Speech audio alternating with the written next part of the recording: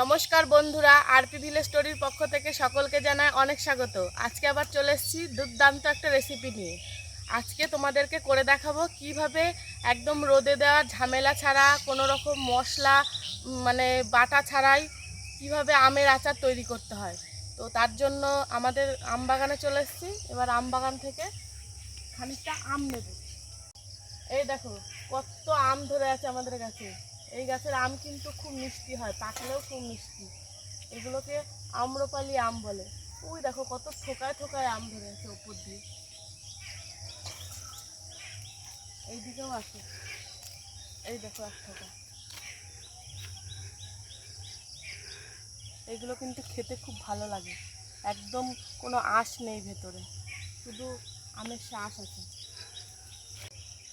এবার কয়েকটা আম ছিঁড়ে নেব, ওই কেজি খানিক আম নেব। এই আমের আচারটা কিন্তু তোমরা একদম 2 বছর অবধি সংরক্ষণ করে রাখতে পারবে, কোনো রকম রোদে দেওয়ার ঝামেলাও নেই, কিচ্ছু করতে হবে না, এমনিই রাখতে পারবে।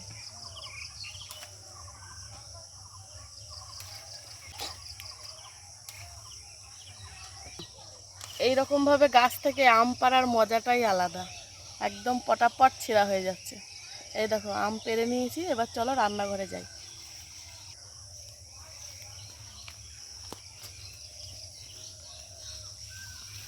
আমগুলো নিয়ে চলে এসেছি বাগান থেকে, এবার আমগুলো ধুয়ে নেব।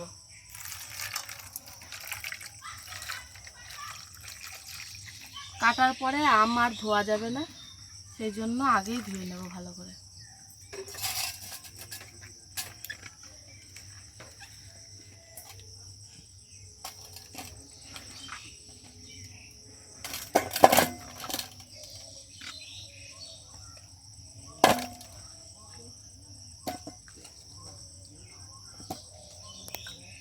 এবার আমগুলোকে আমি কেটে নেব। খুব ভালোভাবে দেখো তোমরা যে আমগুলো আমি কিভাবে কাটি।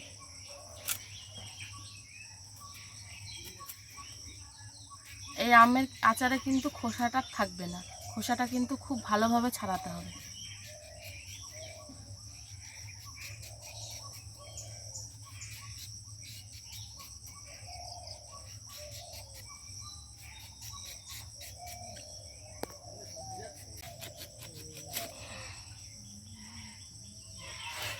এই আমের আঠিটা কিন্তু ফেলে দিতে হবে, আর এই লেয়ারটাও ফেলে দিতে হবে।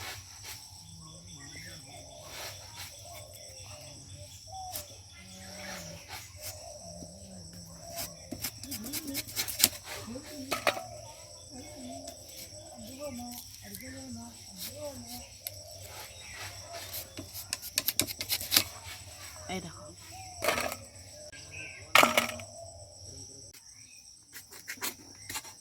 এই দেখো সব আম কেটে নিয়েছি। এবার এটাকে চিনি দিয়ে খুব ভালো করে মাখবো। এবার আমের ওপর দিয়ে দেব চিনি। এই আমের আচারটা করতে কিন্তু খালি চিনিটাই লাগে, আর কোনো কিচ্ছু লাগে না, তেলও লাগবে না, নুন হলুদ এগুলোর দেওয়ারও দরকার নেই। হ্যাঁ, রঙের জন্য একটুখানি হলুদ দেওয়া যেতে পারে, আর এটা সাদা করলেও বেশ ভালো লাগে। আর চিনির পরিমাণটা একটু বেশি লাগবে, 1 কেজি আমের জন্য 1 কেজি চিনি লাগবে।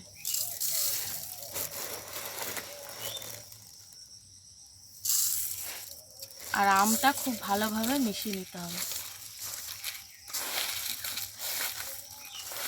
এইভাবে মেখে আধা ঘন্টা 1 ঘন্টার জন্য রেখে দিতে হবে, তাহলে চিনিটা গলে যাবে আর একদম আমের সাথে মিশে যাবে।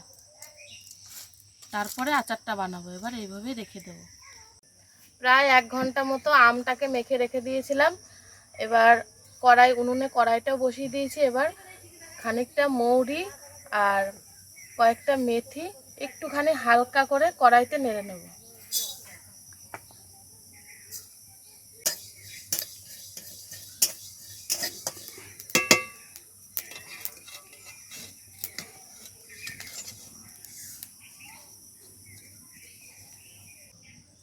এবার কড়াইতে দিয়ে দেব চিনি মাখিয়ে রাখা আম।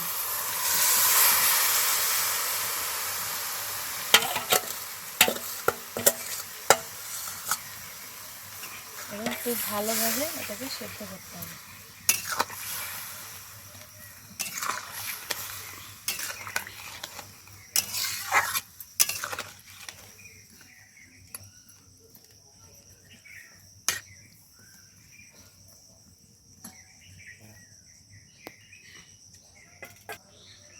এবার এর ওপর একটুখানি নুন দিয়ে দেবো, একদম খুব সামান্য।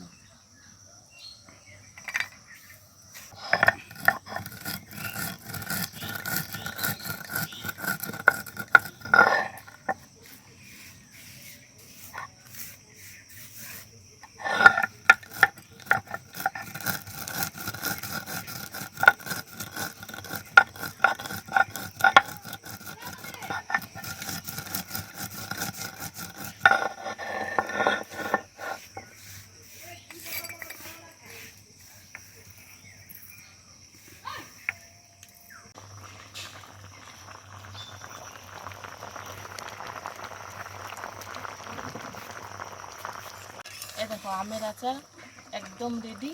এবার এই যে ভেজে গুঁড়ো করে রাখা মশলাটা উপর দিয়ে দিয়ে নামিয়ে নেব।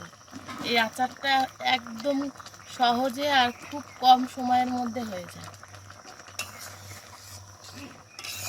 আর এই আচারটা খেতেও কিন্তু বেশ ভালোই লাগে।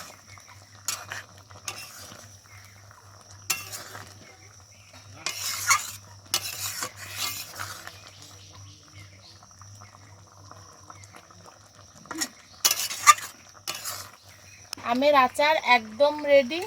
এবার এটাকে ঢেলে ঢেলে নেব।